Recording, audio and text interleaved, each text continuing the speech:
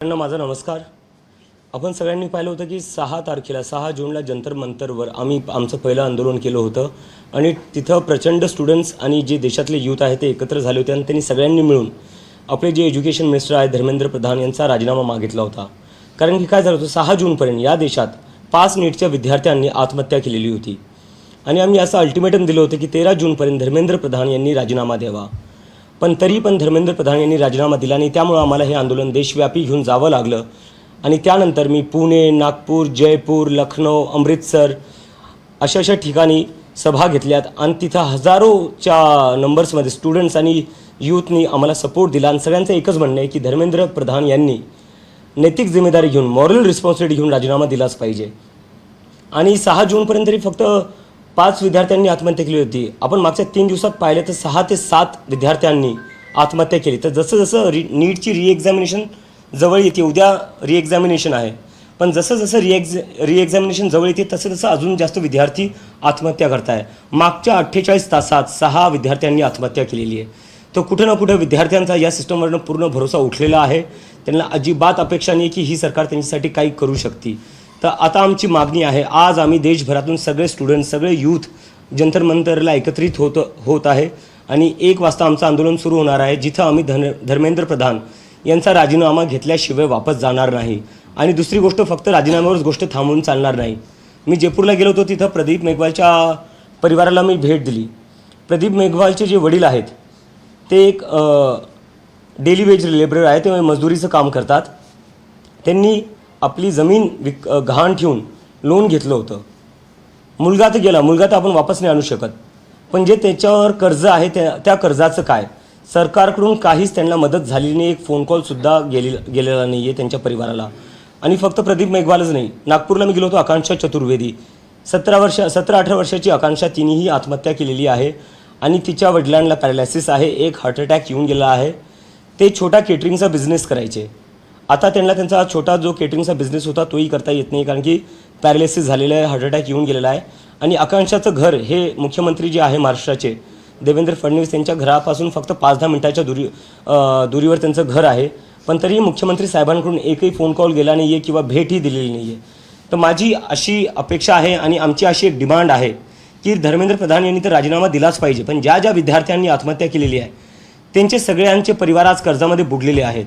कारण की आपल्याला सगळ्यांना माहिती आहे या देशात शिक्षण म्हणजे किती महाग आहे आणि त्याच्यातच मेडिकल MBBSचं शिक्षण म्हणजे तेही अजून जास्त महाग आहे. या सगळ्या परिवारांनी कर्ज घेतलं होतं. आज त्यांच्यावर 10-10, 15-15 लाखाचं कर्ज आहे. कोणी जमीन गहाण ठेवले आहेत, आपल्या शेती गहाण ठेवलेल्या आहेत.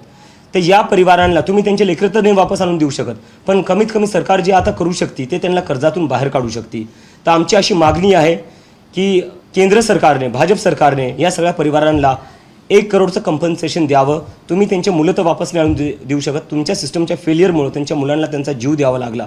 मुलं तर तुम्ही वापस नाही आणून देऊ शकत, पण कमीत कमी आता त्या आईवडिलांचं कर्ज तरी तुम्ही कर्जातून त्यांना बाहेर काढा आणि 1 करोडचं कंपन्सेशन द्यावं, ही आमची रिक्वेस्ट आहे. थँक्यू. आजचं आंदोलन किती वेळ असणार आहे? आजचं आंदोलन संपल्यानंतर तुम्ही असं म्हटलं की आंदोलन हे कंटिन्यू सुरू राहणार आहे, तर हे इथून पुढे दिल्लीमध्ये तुमचं दररोज आंदोलन असणार आहे का? आजचं आंदोलन संपल्यानंतर तुम्ही दुसऱ्या देशातील इतर शहरामध्ये आंदोलन करणार? ते आम्ही संध्याकाळी ठरवू. वेगवेगळे मीडिया रिपोर्ट्स आहेत जे पहिल्या दिवसापासूनच CJPला आम आदमी पार्टीची बी टीम सांगतात की आम आदमी पार्टी द्वारा स्पॉन्सर केले गए, तर त्याच्यावर तुम्ही काय बोलणार? मला वाटतं हे ना सगळं मुद्द्यावरनं दिशाभूल करण्याचे प्रयत्न चालू आहे. कारण की बघायला गेलं तर 1 करोडपेक्षा जास्त स्टुडंट्सचे फ्युचर अफेक्ट झाले. नीट, CUT, SSC, GD अशा सगळ्या CBSE अशा सगळ्या एक्झाम आपण बघायला गेलं तर 1 करोडपेक्षा जास्त स्टुडंट्सचं जे फ्युचर आहे ते अफेक्ट झालेलं आहे. यामागे कोणाची काही आयडिओलॉजी असो, कोणतीही पार्टीचं काही, म्हणजे कुठं चाललो आहे आपण? मेन मुद्दा काय? मेन मुद्दा हा आहे की आज 10 ते 12 विद्यार्थ्यांनी आत्महत्या केलेली आहे. 1 करोडपेक्षा जास्त विद्यार्थ्यांचं फ्युचर जे आहे ते अफेक्ट झालेलं आहे. ते सगळं सोडून आपण म्हणजे कुठल्या ना कुठल्या कन्स्पिरसी थेअरीमध्ये चाललो आहे. तर माझी रिक्वेस्ट आहे, सगळ्यांनी जो मुद्दा आहे, मेन मुद्दा आहे, त्या मुद्द्यावर लक्ष केंद्रित करावं आणि ह्या विद्यार्थ्यांना न्याय भेटावा, यावर आपण बोललं पाहिजे. नीटचे पेपर फुटीनंतर आणखी एक नीटचा गोंधळ समोर आलाय. नागपूरच्या एका विद्यार्थ्याला अबुधाबीचं सेंटर देण्यात आलं. हे तर खूपच शॉकिंग आहे. आता मी थोड्या वेळ आधी वाचलं, काही मीडियाचे रिपोर्ट्स येत आहे की नागपूरच्या विद्यार्थ्याकडे ज्याच्याकडे पासपोर्टही नाही आहे त्याचं जे सेंटर आलं आहे ते अबुधाबीचं आलेलं आहे. आता हा अजून कारभार किती भोंगळ कारभार यांचा चालणार आहे मला काही कळत नाही आहे. आधीच विद्यार्थी आत्महत्या करतायत, आधीच विद्यार्थी खूप टेन्शनमध्ये आहे. तुम्ही री-एक्झामिनेशन घेताय, तुम्ही एअरफोर्सनी पेपर पाठवताय, तुम्ही पॅरामिलिटरी फोर्सेस सगळं लावताय, पण सेंटरचं काय? तुम्ही किती हे असे तुम्ही PR गिमिक्स केले, तुम्ही हे नुसतं एअरफोर्स आणून पॅरामिलिटरी लावून काय अर्थ आहे? जर तुम्हाला कुठं सेंटर ठेवावं याचं तुम्हाला भान नाही आहे. तो जो नागपूरचा मुलगा आहे ज्याच्याकडे पासपोर्ट नाही, तो कसा अबुधाबीला जाणार? हे धर्मेंद्र प्रधान यांनी सांगावं आता मला. सर, सुरुवातीला असं सांगितलं जातं की म्हणजे महाराष्ट्र असो किंवा देशभरातले जे नेते आहेत या मुद्द्यावरती विरोधी पक्ष ठरवतात. आता उतरताना पाहायला मिळतंय कोणत्या एखाद्या विरोधी पक्षाने सांगितलं की अभिजित दिपके आणि आम्ही सोबत आंदोलन करणार आहोत, तर तुमचा त्याला पाठिंबा असेल का?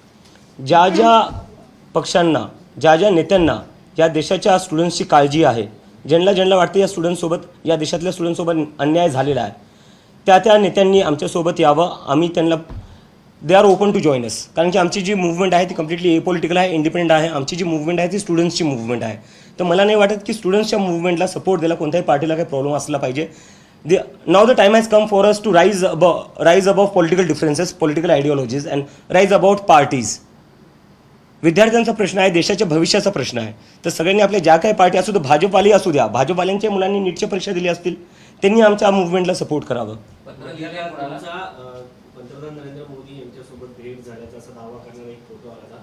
त्याचं कारण काय वाटतं अशा पद्धतीचे फोटो येण्याचं? त्याच्यात तथ्य काय होतं? नाही, याच्यात तुम्ही बघून घ्या. म्हणजे जे काही कन्स्पिरसी थेरीज आहे, अभिजित दिपकेच्या मागे हा पक्ष आहे, अभिजित दिपके यांच्या मागे संघाचा हात आहे, अभिजित दिपके जे आहे ते मोदींना अमेरिकेत भेटले, हे सगळं काय? ह्या सगळ्या फालतू गोष्टी आहे ज्या मेन मुद्द्यावरून भटकवण्याचा प्रयत्न चालू आहे. त्यांना भीती वाटते विरोधी पक्षांना की अभिजित दिपके ही त्यांची स्पेस घेत आहेत म्हणून? मला वाटतं भीती विरोधी पक्षांना नाही वाटते. भीती जी वाटते ती सरकारला वाटते, कारण की या देशाचा युवक कुठं ना कुठं जागा झालेला आहे आता, आणि सरकारला जाब विचारतोय, प्रश्न विचारतोय.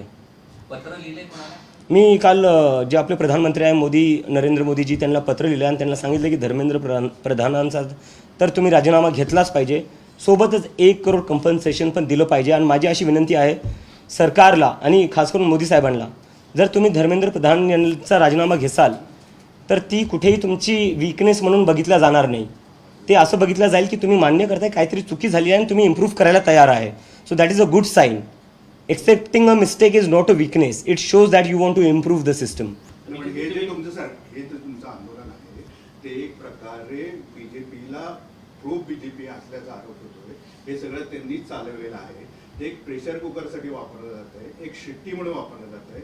धर्मेंद्र प्रधानच्या राजीनाम्यानंतर तुमचं आंदोलन हे फिजल आउट होईल, आंदोलन संपेल, असे एक चर्चा विरोधी पक्ष करताय किंवा सर्वसाधारणपणे चर्चा होती. त्याच्यावरती तुमचं काय म्हणणं? आमचं तर हेच म्हणणं आहे की आंदोलन तर आताशी सुरू झालेलं आहे आणि हे फक्त आता नीट पुरतं राहणार नाही आहे. देशात जेवढे शिक्षणाचे मुद्दे आहेत, जेवढे बेरोजगारीचे मुद्दे आहेत, आज जे आपल्या देशात होते ते कशामुळे होते? मागच्या 40 वर्षात आपल्या देशात सगळ्यात जास्त बेरोजगारी दर आहे. 1 करोडपेक्षा जास्त स्टुडंट्स अफेक्टेड झालेले. आम्ही ज्यांच्या विरोधात बोलतोय धर्मेंद्र प्रधान, ते कोणत्या पक्षाचे आहेत? माझ्यावर जो हल्ला झाला जयपूरमध्ये, ते कोणत्या पक्षाचे किंवा कोणत्या विचारधाराचे?